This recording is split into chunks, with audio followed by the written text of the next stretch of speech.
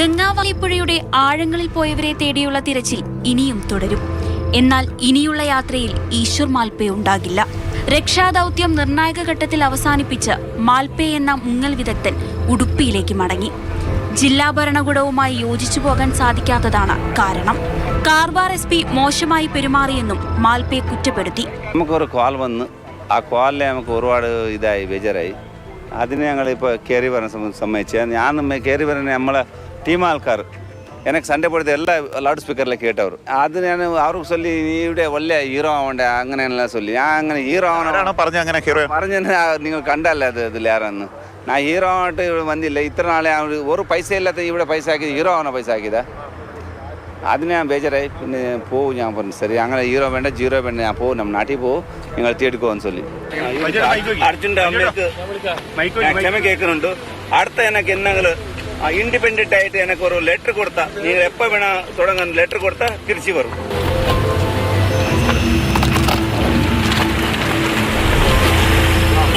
മാൽപേക്ക് പിന്തുണയുമായി ലോറി ഉടമ മനാഫ് രംഗത്തെത്തി. കാർവാർ SPയെ പ്രതിക്കൂട്ടിൽ നിർത്തിക്കൊണ്ടാണ് മനാഫ് പ്രതികരിച്ചത്. അപ്പം ഇനി വണ്ടികൾ അതിൻ്റെ ഉള്ളിൽ പല വണ്ടികളും ഉണ്ട്. അപ്പം എന്ന് പറഞ്ഞു കഴിഞ്ഞാൽ ഇത് പുറത്ത് വന്നു കഴിഞ്ഞാൽ ബുദ്ധിമുട്ടാവുന്നത് ഈ SPക്കും കളക്ടർക്കും ഇവർക്കൊക്കെ തന്നെ. അപ്പോൾ അത് വരാതെ നിൽക്കാൻ ശ്രമിക്കുമല്ലോ. 11-ാം തീയതി എന്നോട് പറഞ്ഞതാണ് കൊന്നു കളയുന്നത് കിട്ടുമെന്ന് ഈ SP പറഞ്ഞതാണ്. ഞാൻ അതൊന്നും വലിയ മൈൻഡ് ആക്കിയില്ലേനും. പക്ഷെ ഇയാൾ പോകുമ്പോൾ എനിക്കൊരു വിഷമം. അതേസമയം ഈശ്വർ മാൽപേക്കെതിരെ പോർക്കളം തുറക്കുകയാണ് ഷിരൂർ MLA സതീഷ് കൃഷ്ണസേൽ. സോഷ്യൽ മീഡിയയിൽ ആരാധകരെ സൃഷ്ടിക്കാനുള്ള കേവലം ശ്രമം മാത്രമാണ് മാൽപേക്കുള്ളതെന്നാണ് MLAയുടെ വാദം. Every time he is saying that district minister has not helped me yet, not helped me. I have not taken any money. It is not correct, no? Navy spot ചെയ്ത സ്ഥലത്താണ് നിലവിൽ ഡ്രഡ്ജർ ഉപയോഗിച്ചുള്ള തിരച്ചിൽ നടത്തുന്നത്.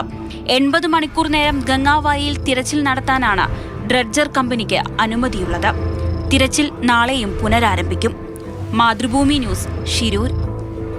കൂടുതൽ വിവരങ്ങളുമായി ഷിരൂരിൽ നിന്നും ബിജു പങ്കുചേരുന്നുണ്ട്. ബിജു, നടക്കരുതാത്ത കുറേ സംഭവങ്ങൾ നടന്നു, കൺഫ്യൂഷൻസ്, ഈഗോ പ്രശ്നങ്ങളൊക്കെയാണ്. ഈശ്വർ മാൽപേ മടങ്ങുകയും ചെയ്യുന്നു. പക്ഷേ ഈ ദൗത്യം മുന്നോട്ട് തന്നെ പോവുകയാണ്. അത് വളരെ നേരത്തെ ബിജു സൂചിപ്പിച്ച വളരെ പ്രൊഫഷണൽ സമീപനത്തോടുകൂടി കാര്യങ്ങൾ മുന്നോട്ട് പോകുന്നുവെന്നാണ്. എങ്ങനെയാണ് ഇന്ന് ഇതുവരെ ദൗത്യം അവസാനിപ്പിച്ചത്? നാളെ എങ്ങനെ? ദിവിഷ്, രാവിലെ 8 മണിക്ക് തന്നെ ഗുജറാത്തിൽ നിന്നെത്തിയ ഡ്രൈവർമാരെ ഉപയോഗിച്ചുകൊണ്ടാണ് തിരച്ചിൽ തുടങ്ങിയത്. അത് ഏതാണ്ട് ഒരു 12 മണിയോട് കൂടി അതിൻ്റെ ഒരു ഫലം കണ്ടു.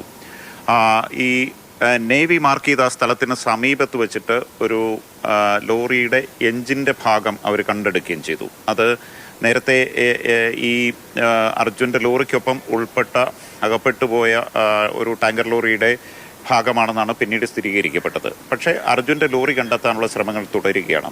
ഇന്ന് ശരിക്കും രാവിലെ 8 മണിക്ക് തുടങ്ങിയ ആ ഒരു ദൗത്യം വൈകിട്ട് 6 മണി വരെ വളരെ പ്രൊഫഷണലായിട്ടാണ് നടന്നത്. കാരണം മാൽപേ ആശയക്കുഴപ്പങ്ങളുടെ പേരിൽ പോയെങ്കിലും ഗുജറാത്തിൽ നിന്നുള്ള ഡ്രൈവറുടെ സേവനം ഉപയോഗിച്ചുകൊണ്ട് വേലി ഏറ്റ സമയത്ത് അണ്ടർ വാട്ടർ ക്യാമറയുമായിട്ടാണ് ഈ ഡ്രൈവർമാർ പോയി പരിശോധന നടത്തുന്നത്. അങ്ങനെ നടത്തിയ പരിശോധനയിലാണ് ഈ ഒരു ലോറിയുടെ എൻജിൻ്റെ ഭാഗം കിട്ടിയത്. ഇനി നമുക്ക് കണ്ടെത്താനുള്ളത് അർജുൻ്റെ ലോറിയുടെ ഭാഗം മാത്രമാണ്. ഇപ്പോൾ ഇന്ന് ഈ പരിശോധന അവസാനിപ്പിച്ചത് അർജുൻ്റെ ബന്ധുക്കളും അതുപോലെ ലോറി ഉടമയും തെരച്ചിൽ നടത്തണമെന്ന് ആവശ്യപ്പെട്ട് നേവി മാർക്ക് ചെയ്ത സ്ഥലത്താണ്. അവിടെ വൈകിട്ടോടുകൂടി പരിശോധന നടത്തി. പക്ഷേ പിന്നീട് വെളിച്ചക്കുറവ് വന്നു. അതിനുശേഷം മാറുകയാണ് ചെയ്തത്. പിന്നീട് ഈ പ്രദേശത്ത് തന്നെ ഡ്രഡ്ജർ ഉപയോഗിച്ചുള്ള പരിശോധന നടത്തുന്നുണ്ട്. നാളെ മേജർ ഇന്ദ്രപാലൻ കൂടി ഇവിടെ വരുന്നുണ്ട്. അപ്പോൾ ഈ പ്രദേശത്ത് പരിശോധന നടത്താനും അദ്ദേഹത്തിൻ്റെ കൂടി ഒരു അഭിപ്രായം തേടാനുമാണ് അദ്ദേഹത്തെ ഇങ്ങോട്ട് വരുന്നത്. അതുകൊണ്ട് തന്നെ ആ പരിശോധന വളരെ ഫലപ്രദമാകാനാണ് സാധ്യത. എന്തായാലും ഈ നേവി മാർക്ക് ചെയ്ത സ്ഥലത്ത് തൊട്ട് സമീപത്ത് നിന്നാണ് ഈ മറ്റൊരു ലോറിയുടെ എൻജിൻ ഭാഗം കിട്ടിയത്.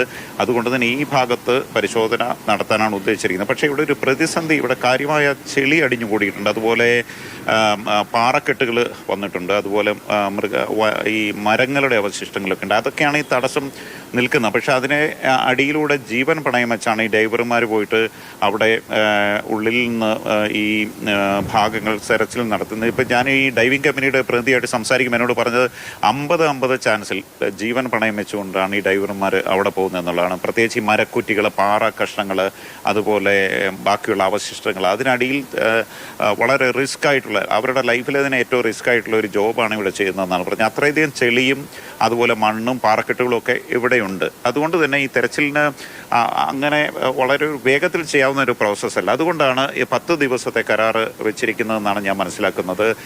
എന്തായാലും നാളെ മേജർ ഇന്ദ്രപാലൻ കൂടി വരുന്നതോടെ അദ്ദേഹം മാർക്ക് ചെയ്ത സ്ഥലം, ലോറി ഉണ്ടെന്ന് കരുതുന്ന സ്ഥലത്ത് തീവ്രമായൊരു പരിശോധന നടത്താണ് ശരിക്കും. ഇന്ന് ശരിക്കും വളരെ പ്രൊഫഷണലായിട്ട് തന്നെ രാവിലെ 8 മണി മുതൽ വൈകിട്ട് 6 മണി വരെ വളരെ സമഗ്രമായി തന്നെ തെരച്ചിൽ നടന്നു. നാളെയും ഇത് തുടരും.